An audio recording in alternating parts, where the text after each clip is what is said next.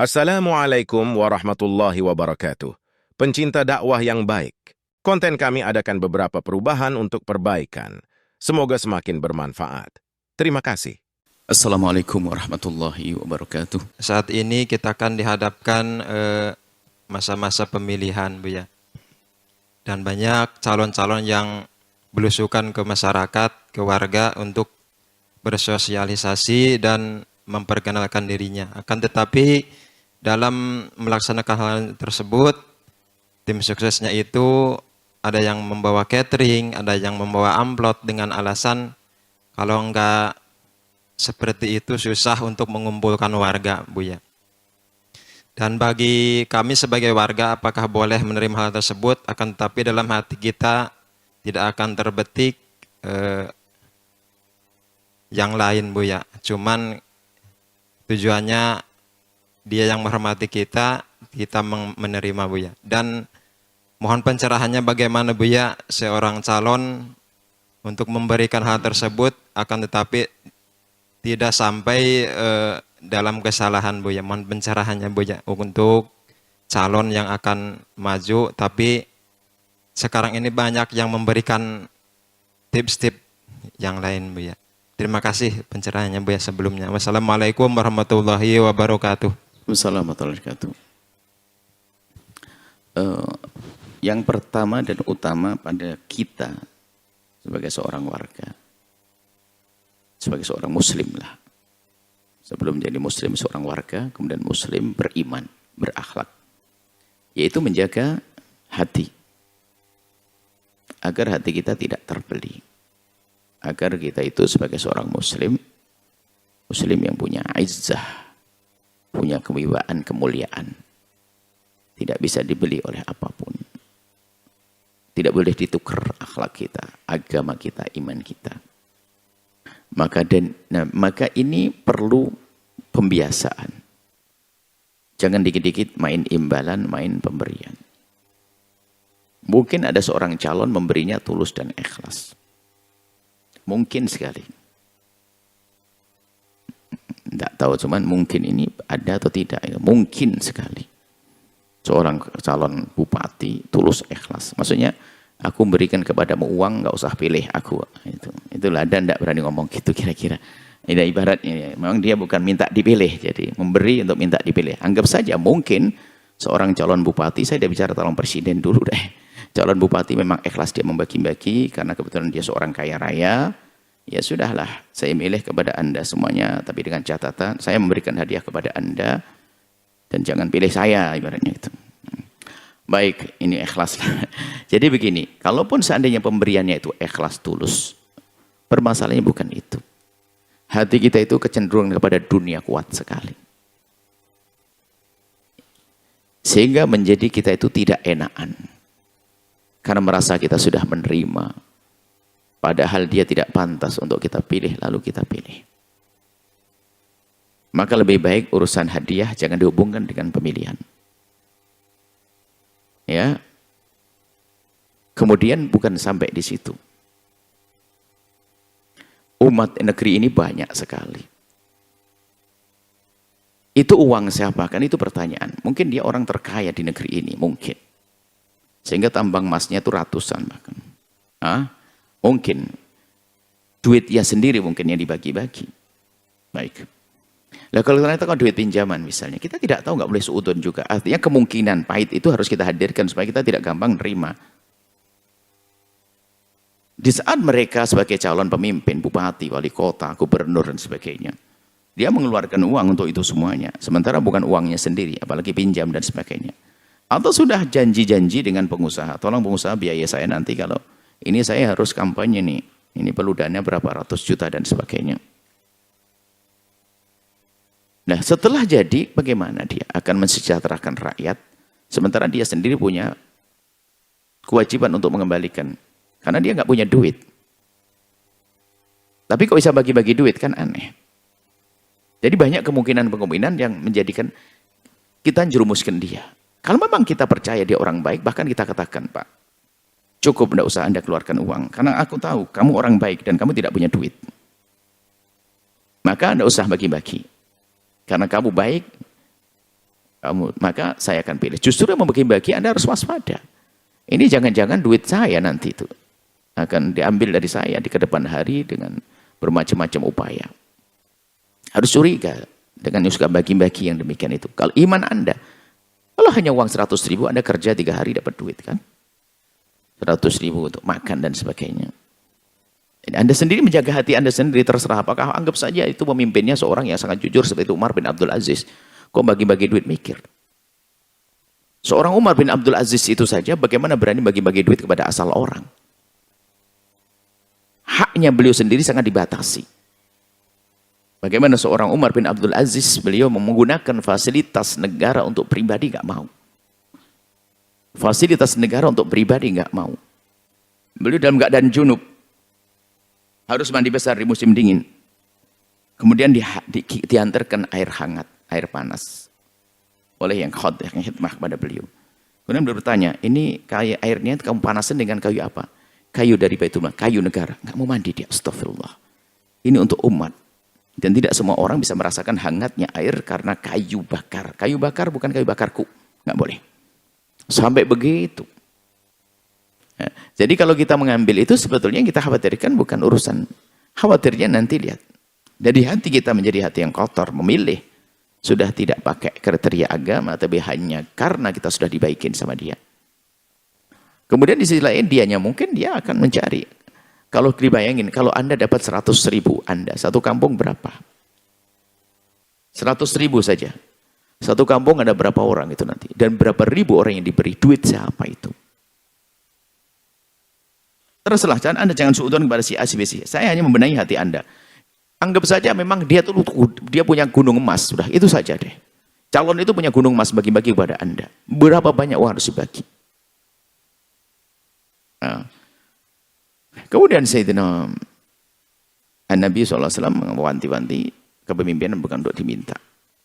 Kalau orang minta pemimpinan jangan dikasih. Akan tapi sekarang kan namanya calon kan harus memamerkan. Bahasa lain pilihlah aku kan begitu.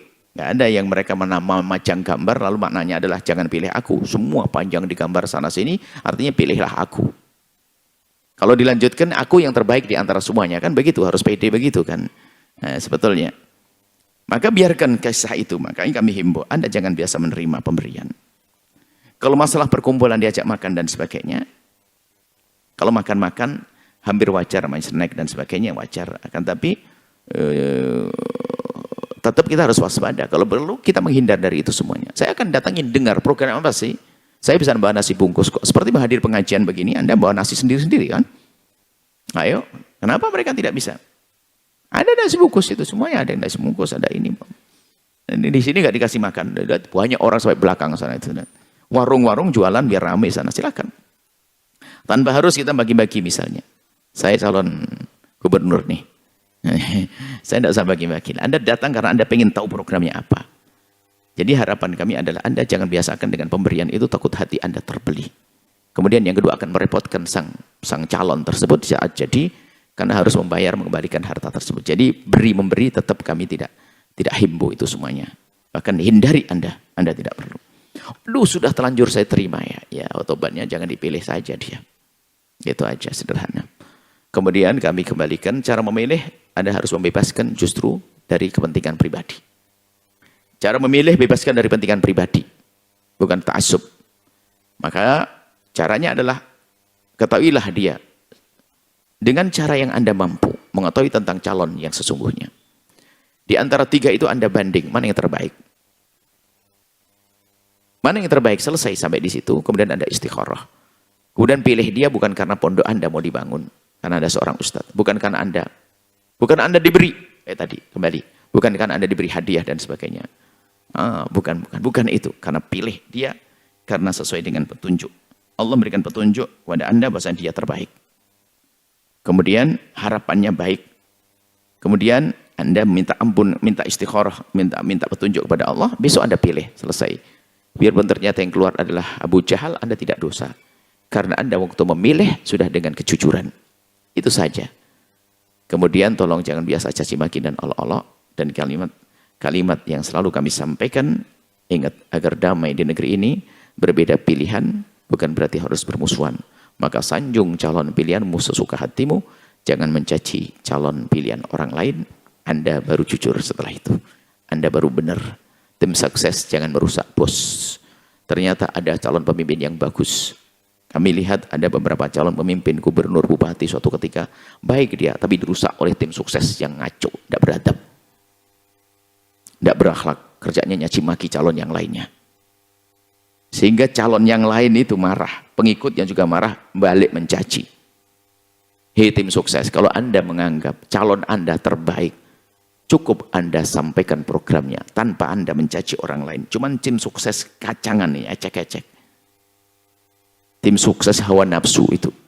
Mulutnya tajam mencaci yang lainnya. Coba saja. Calonnya itu baik. Cuman gara-gara tim suksesnya ini. Caci maki ke orang.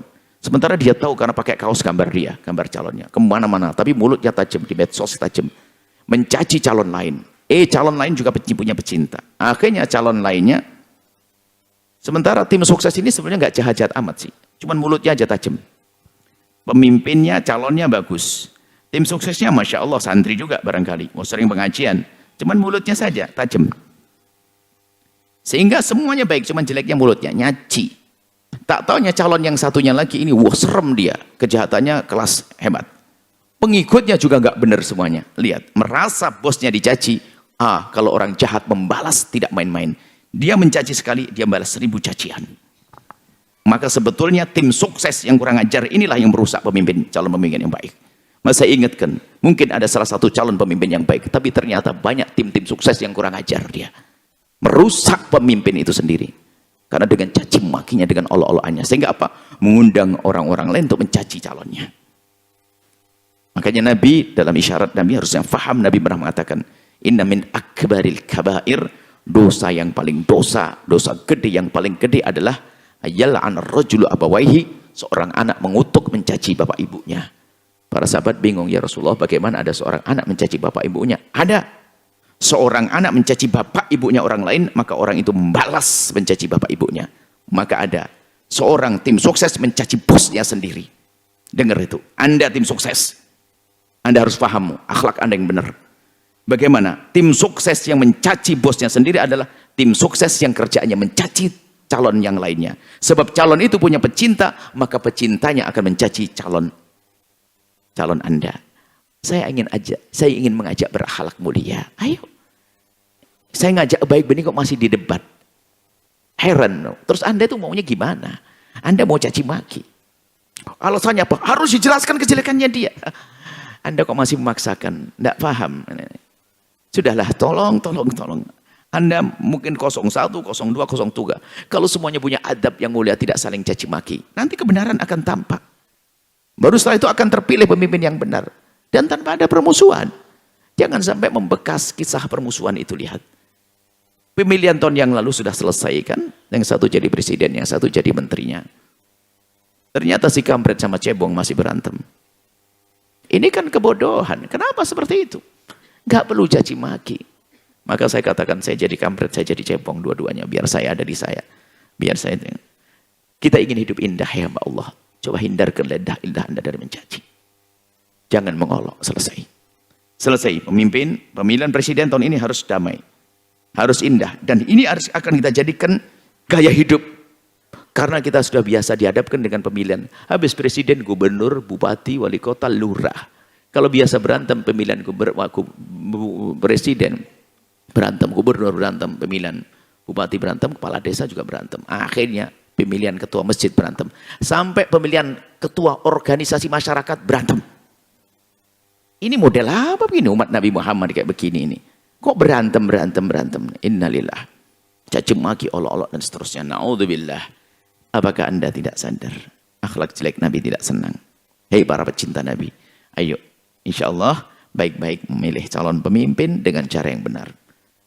Semua orang punya kecenderungan. Silahkan ikuti kecenderungan Anda. Semoga Allah menjaga lisan kita.